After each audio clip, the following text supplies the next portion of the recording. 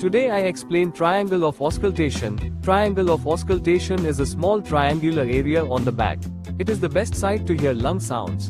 Its boundaries are medially by the trapezius muscle, laterally by the medial border of the scapula, inferiorly by the latissimus dorsi muscle. Because muscles are thin in this area, lung sounds are heard clearly. Remember, triangle of auscultation is important for lung examination. This is your quick nursing dose. Subscribe for more.